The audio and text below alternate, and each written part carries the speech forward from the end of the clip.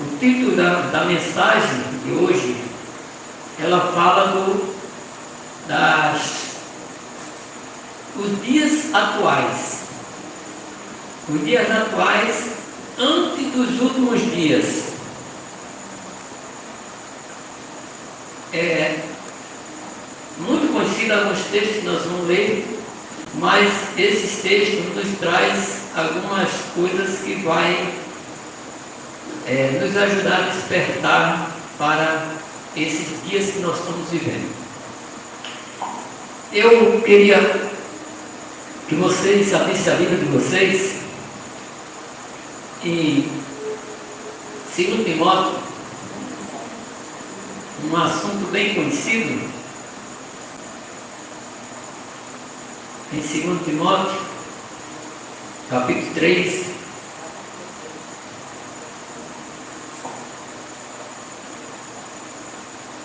Eu acho que eu não vou ter dificuldade para ler, porque estou enxergando bem, graças a Deus.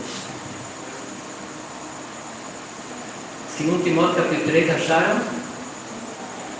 Esse é um assunto dos últimos dias, mas eu vou falar dos últimos dias, não, para dos dias atuais. Então, o texto que eu vou ler agora é a mensagem dos últimos dias, mas esses últimos dias parece que está acontecendo hoje. Amém. Vamos ler? O que diz aqui? Qual o verso? A partir do verso 1. Então, até o verso 5. Sabeis, porém, isso, que nos últimos dias sobrevirão. Alguém está procurando aí? Achou? A menina achou aí? Verso. Tem mais alguém pela misericórdia? 2 Timóteo. 2 Timóteo, capítulo 3, verso de 1 a 5. Acharam? Agora posso ler? Diz assim: sabe, porém, isso nos últimos dias sobrevirão tempos difíceis, pois os homens serão egoístas, avarentos, jactanciosos, arrogantes, blasfemadores, desobedientes aos pais, ingratos e irreverentes, desafeiçoados, implacáveis, caluniadores, sem domínio de si, cruéis e inimigos do bem, traidores, atrevidos, infatuados, mais amigos dos prazeres do que amigos de Deus, tendo forma de piedade, negando-lhe, entretanto, o poder, foge também deste. É o que diz, que está falando que acontecerá nos últimos dias. Hoje nós vemos a reverência, a obediência, tá boa, né? A obediência, a reverência, o respeito está bom hoje, né? Ou não? Não. Então hoje está uma decadência em toda a sociedade. Ninguém respeita. No meu tempo de criança, ninguém ouvia um palavrão, ninguém passava na frente dos pais quando eles estavam conversando, mas hoje diz que eles são desobedientes aos pais. São ingratos, são irreverentes, são infatuados, são atrevidos, traidores. Então, hoje ninguém está se confiando mais em outra pessoa. O pessoal hoje olha para as pessoas com desconfiança. Se eu vai no caminho, vê uma pessoa que está desconfiada. Não sei se a outra pessoa também tem desconfiado dele. Mas é assim, ninguém confia mais em ninguém. Isso não é verdade? Ou não? Ou eu estou falando por baixo? É verdade. Não, é verdade, né? Então, muito bem. Mas vamos para outro texto que está. O outro texto está em Salmo 53, do verso de 1 a 3. Salmo 53, ele faz um complemento desse texto que nós lemos aqui.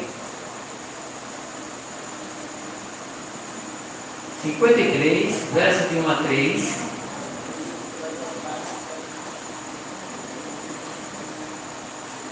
Eu vou ler, nem todo o texto eu vou pedir para ler, eu vou acompanhar, porque senão vai demorar. Diz assim, Salmo 51, 53, de 1 a 3, assim: e diz o insensato no seu coração, não há Deus. Muita gente hoje não está mais crendo em Deus. O insensato, aqueles que não têm uma boa mente de raciocínio, ele diz que não há Deus. certo? Diz não a Deus, corrompe-se e pratica iniquidade, e já não há quem faça o bem.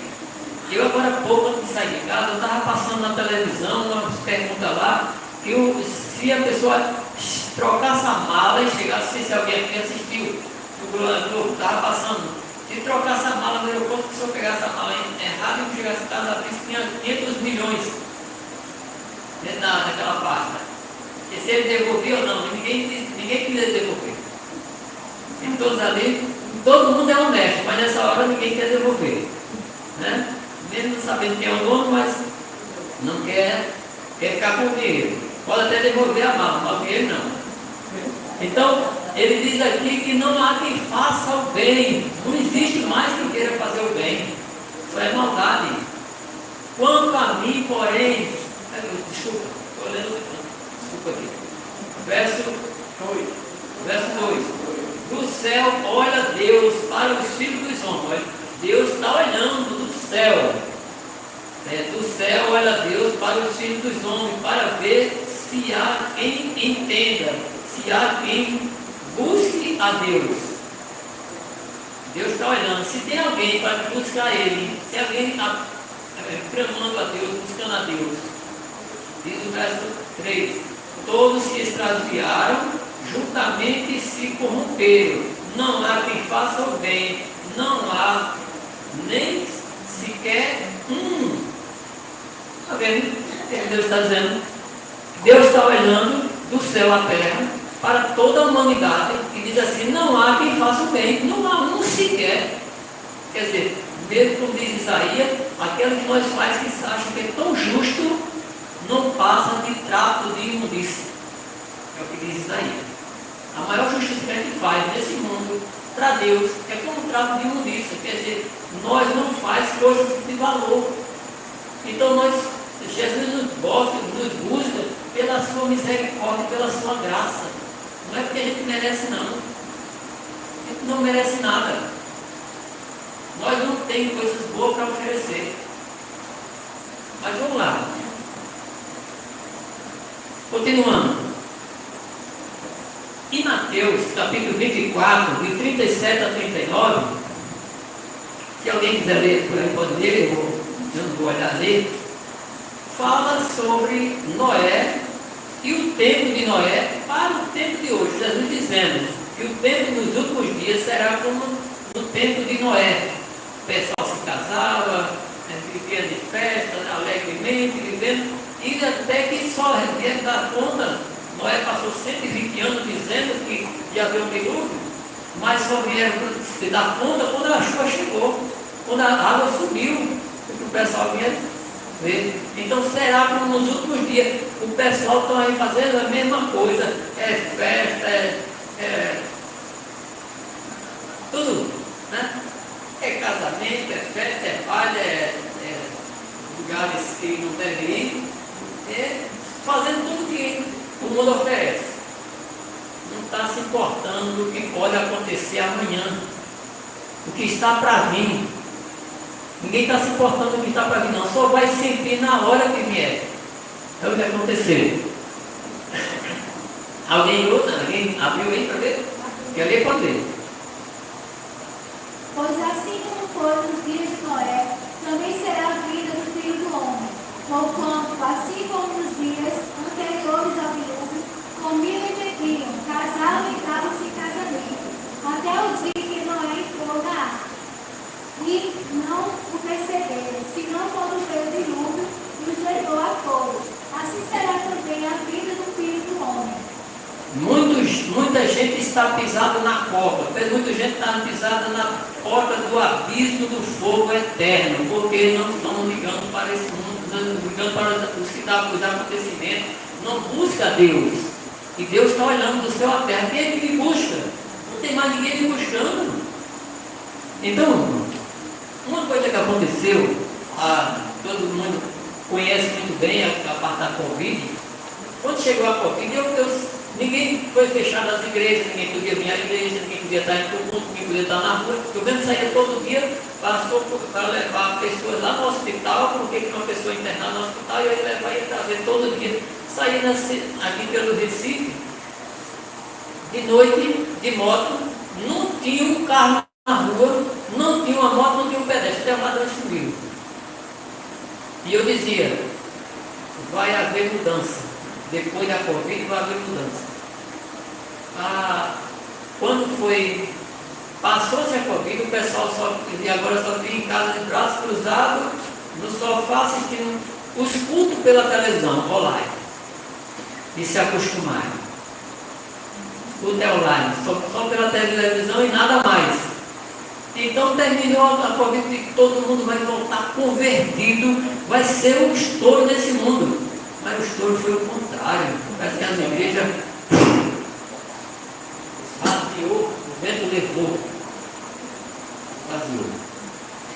Aí eu fiquei meditando nisso aí, e olhei os acontecimentos dos últimos dias, eu percebi que a igreja está dividida em 4 grupos.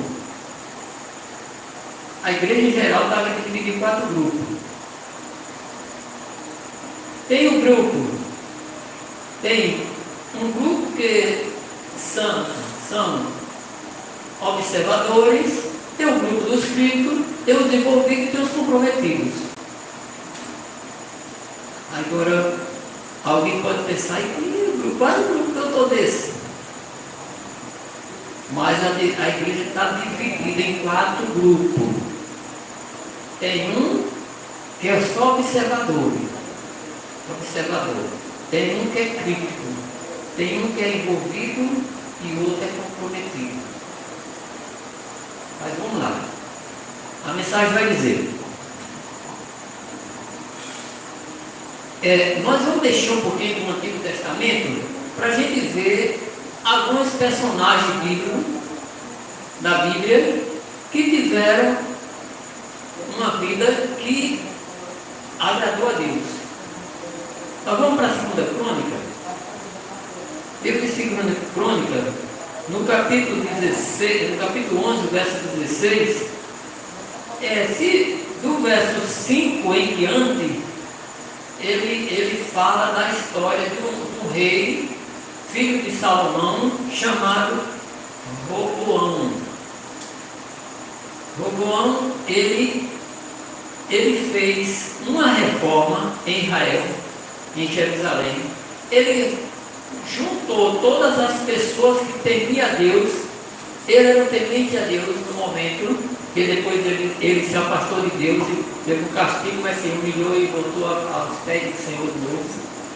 Então, Roboão, ele viveu, no tempo que ele reinou, ele juntou todos os sacerdotes, todos os levitas, todo Judá, reconstruiu o altar e trouxe todo mundo para adorar. Levou todo mundo a adorar a Deus. Levei o verso 16, do capítulo 2 Crônicas 11, verso 16. Então, ele juntou todo o povo para adorar a Deus. Entendeu? Então, sempre tem uma pessoa temente a Deus que busca a Deus e faz com que o povo adore a Deus. Enquanto o irmão dele, Jeroboão, fez um bezerro de ouro, colocou lá em Betel e mandou que o povo, no lugar de ir para Jerusalém, adorar em Jerusalém, fosse adorar o bezerro de ouro. Para o povo não sair do reino dele para ir para Jerusalém. Então, veja aí, começou uma disputa.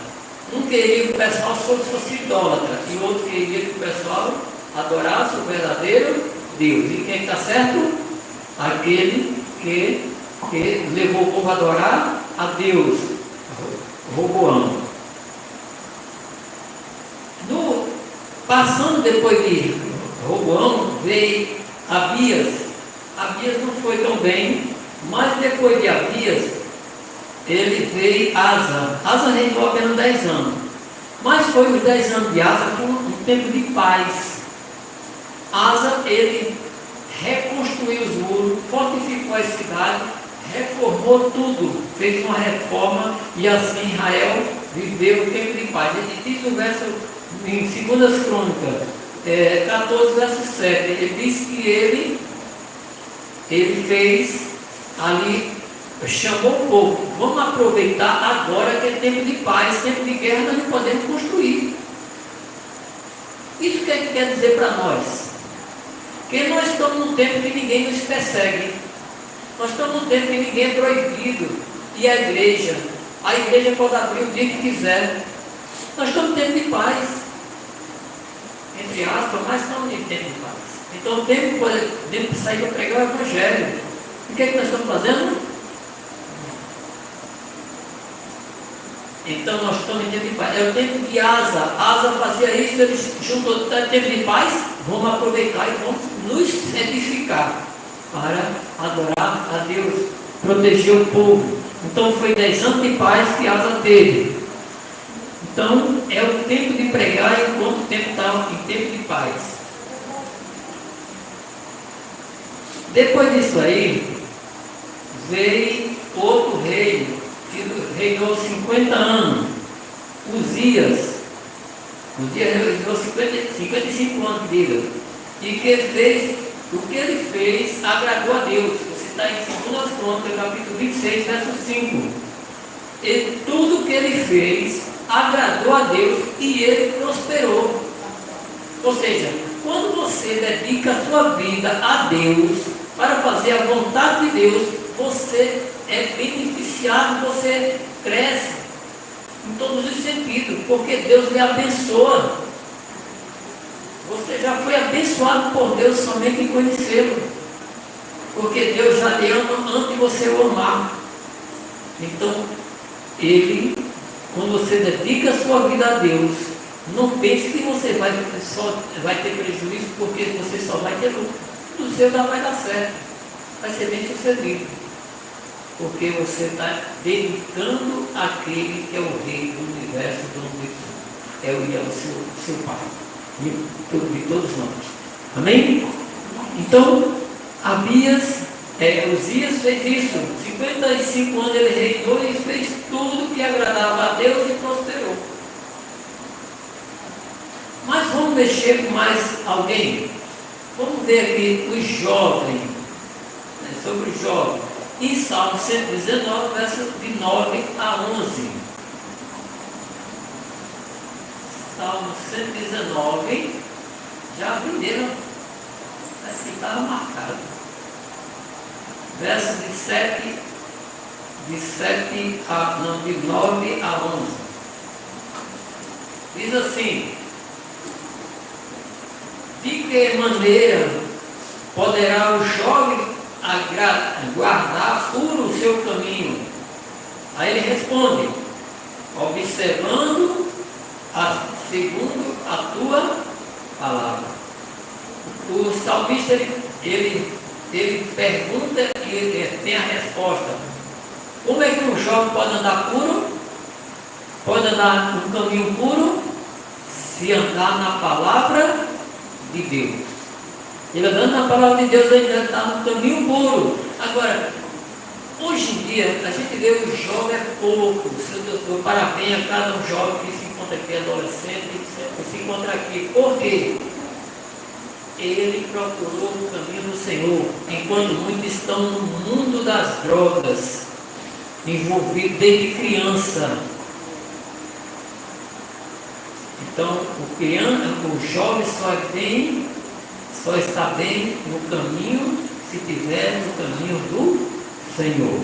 Então, parabéns ao jovem que anda nesse caminho. Então, diz o verso 10: de todo o coração te busquei, não me deixei fugir dos teus mandamentos. Verso 11: guardo no coração a tua palavra para não pecar contra ti. Então guarde, jovem, adulto, criança, idosos, guarde no coração a palavra de Deus. E você guardando a palavra de Deus no seu coração, você não vai pecar contra Deus. É isso que está dizendo a palavra de Deus. Em Daniel capítulo 9, verso 3, um pouquinho para frente, depois de Ezequiel, em Daniel.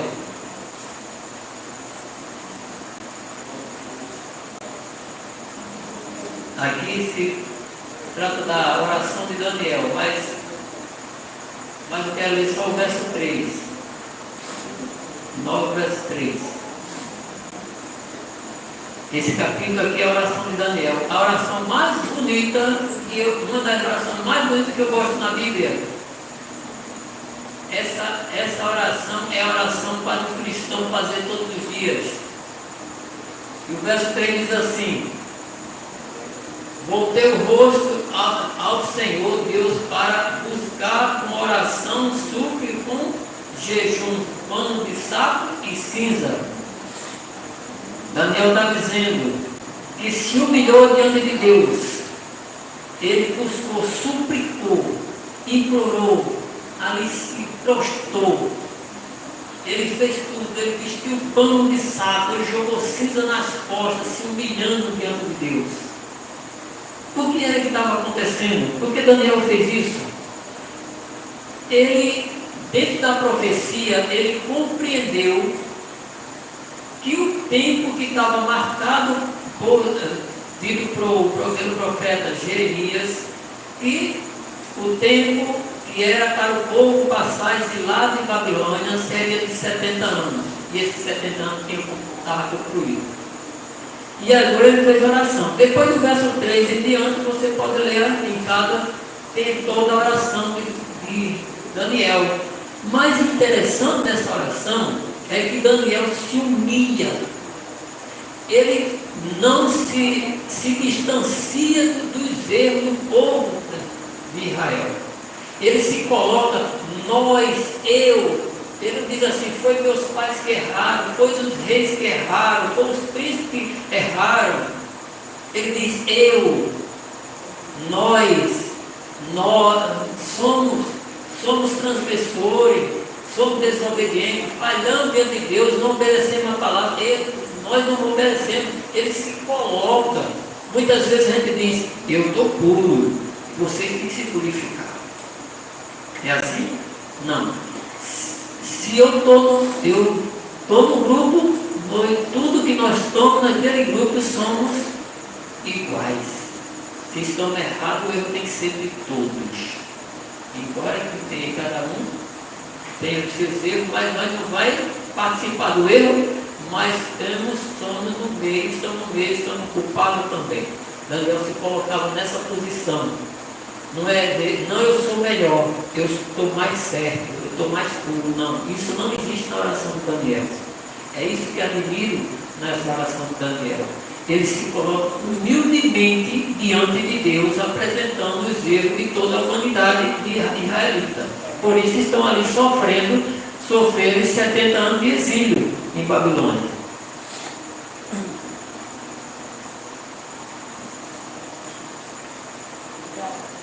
Prosseguindo, do verso 4 em diante, você pode ler em casa a oração do Daniel, você vai compreender porque Daniel orou e ele mostrou que só ele não estava isento das falhas dos israelitas. Ele foi para lá adolescente. Fui para Babilônia adolescente, agora estava com quase 90 anos lá em Babilônia. Agora, voltando às 4 divisões que eu acredito que acontece na igreja hoje, vou mostrar o seguinte aqui para você. Nós falamos de Noé, falou de Roboão, falou de Asa, Uzia e Daniel. São 5 personagens que eu coloquei aqui para ilustrar. Esses 5 personagens, ele estava como? Qual era a posição dele? Observador, era crítico, envolvido ou comprometido? Você não precisa responder. Se quiser responder, pode responder, mas é obrigado a responder agora. Vamos lá. Eu tenho umas perguntas mais na frente. Eu pergunto, agora, quais são os envolvidos? Quais são os envolvidos? Na história de Roboão, tinha os levitas, tinha os sacerdotes e tinha todas as tribos de Israel. Quem estava envolvido? Roboão, ou envolvido ou comprometido? Roboão ou o povo? Os que ele convidou. Quem sabe? Quem quer responder? Então tinha um comprometido e tinha um envolvido. Quem é que está comprometido aí? Roboão. Roboão está comprometido, porque é ele que arrasta o povo para adorar a Deus. Os outros estão envolvidos, ele só vai porque Roboão chamou.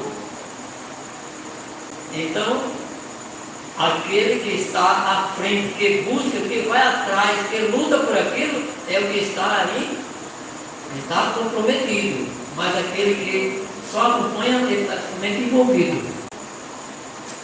Quem é quem são os críticos? E agora? Eu sei que aqui não tem crítico, né? De jeito nenhum. Olha, os críticos são aqueles que observam, ele só fica observando. Ele, às vezes, até pesquisa o que o outro está fazendo. Vai fundo, investiga e até encontrar alguma falha para criticar. Achar um defeito para criticar. Esse é o crítico. Futuro não tem, é só mais criticar. Não só crítica instrutiva, mas sempre a crítica para querer derrubar o outro. Existe outro grupo que é aquele, os observadores. Quem são os observadores? O observador é aquele que vê, ouve, estaciona ali, não sai do canto, diz aqui, eu daqui não saio e daqui ninguém me tira. Não faz nada, é só observar. Não dá opinião, não diz se está bom ou está ruim, não diz se vai, não diz se fica, e assim permanece lá. É observador, é aquele observa. E vem agora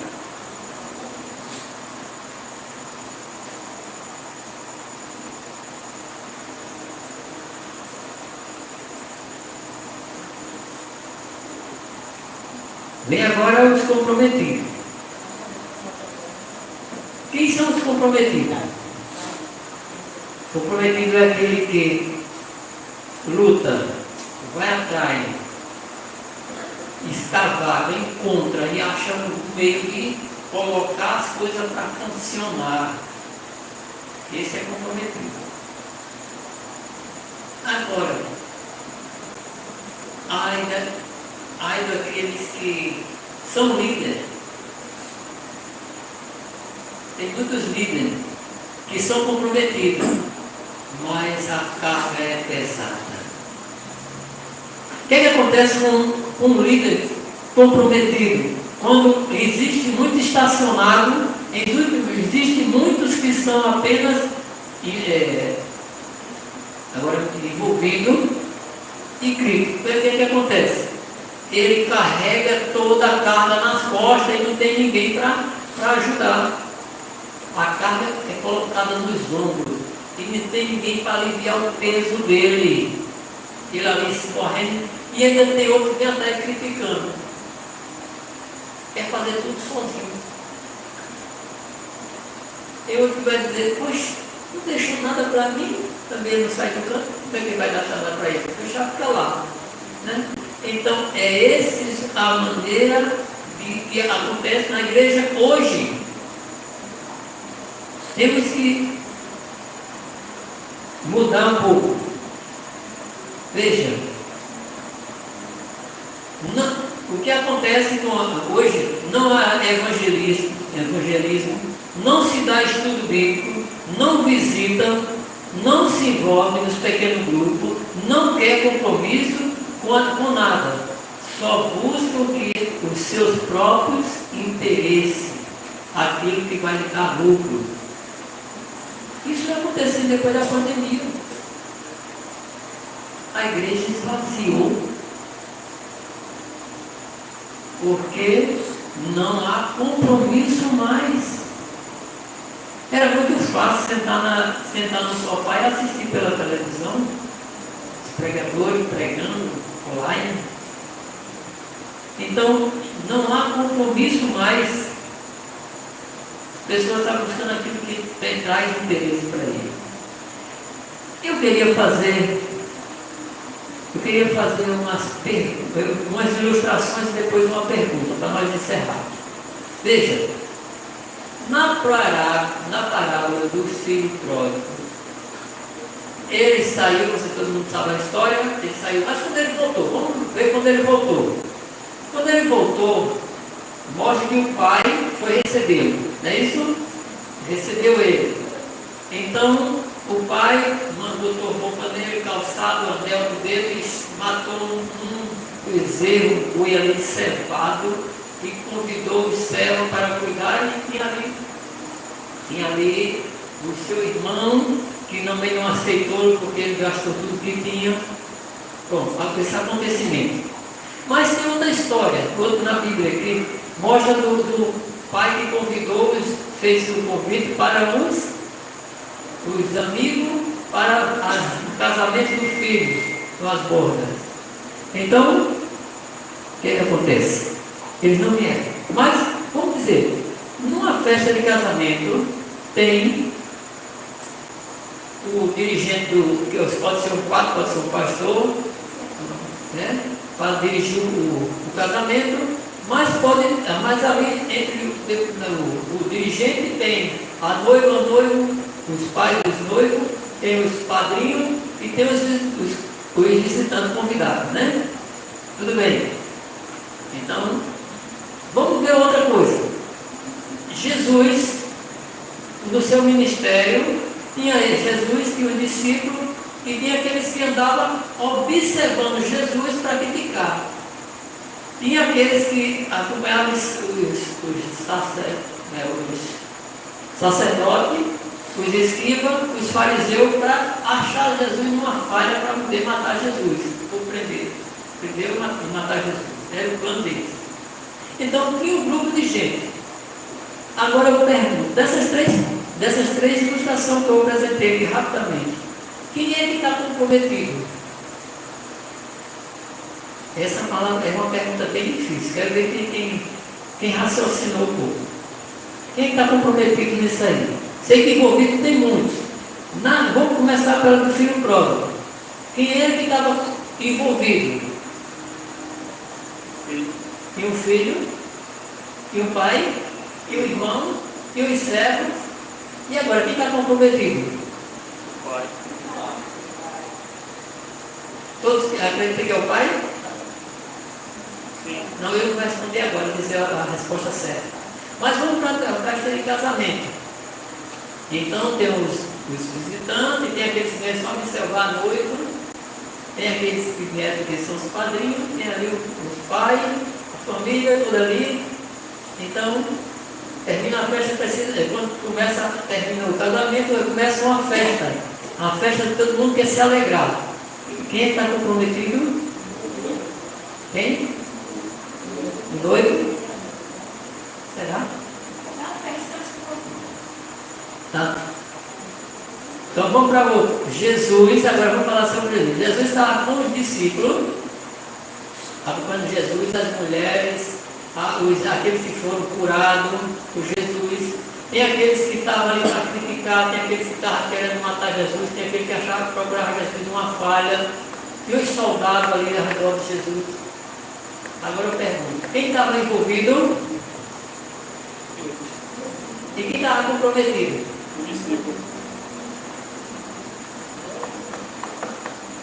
A pergunta é difícil, né? Vou dizer para vocês, na parábola do filho pródigo, quem estava ali, todos eles estavam envolvidos, só quem estava comprometido foi o boi que morreu para animar a festa. Entendeu? Só o boi que estava comprometido foi quem comprometeu a fazer a festa, todos se alegrar, comer e deleitar-se. Na festa de casamento, quem está comprometido é o peru. Mas no caso de Jesus, quem está comprometido? O Cordeiro de Deus que tira o pecado do mundo, Jesus Cristo. É Ele que nos alegra, Ele que nos dá a paz, Ele que nos faz nós regozijarmos. Então, hoje, Jesus subiu ao céu, quem ficou comprometido? Agora ele responde a resposta dele. A igreja. Os discípulos ficaram comprometidos. Hoje, quem é comprometido? Somos nós, se assim dedicarmos e buscarmos a Deus. Quando buscamos com desejo de ver a alma ser salva, tirar pessoas das profundezas das trevas, quando nós tirarmos pessoas das garras do inimigo, tirar das drogas. Então, é aquele que luta por isso está comprometido. Mas só e se os outros for, então está apenas envolvido. E envolvido não faz muita coisa não. E assim, o que acontece? Vou dizer aqui. Se não tiver comprometimento, como fez Jesus, e os discípulos depois de Jesus que deram a vida para a pregação do Evangelho, então a igreja se torna vazia e muita apostasia. No lugar dela encher, ela esvazia. E no lugar das pessoas se converter, os que estão dentro da igreja deixa a verdade e vai embora à busca da falsidade, daquilo que não é verdade. Então há muita apostasia, porque não há compromisso, pessoas comprometidas para o crescimento e da obra do Senhor. Esse Paulo diz aqui, nesses últimos dias, nos dias atuais e para os últimos dias, quem estiver em pé, que se segure para que não caia. E Jesus diz que Jesus disse que o amor de quase todo esfriará. Muitas vezes as pessoas, porque lutam no ambiente com um grupo de pessoas e não vê pouco envolvimento e pouco compromisso. Aí até esfria também. Entendeu? Até esfria também. Então, vamos levantar a cabeça e se envolver. Se comprometer. Envolver-se e comprometer-se com essa obra que a gente vê o resultado de Jesus voltando às mãos. Então, para nós terminarmos, eu queria que o Minari colocasse Maranata do antigo hinário para a gente cantar. Aí quando a música começamos, fica de pé.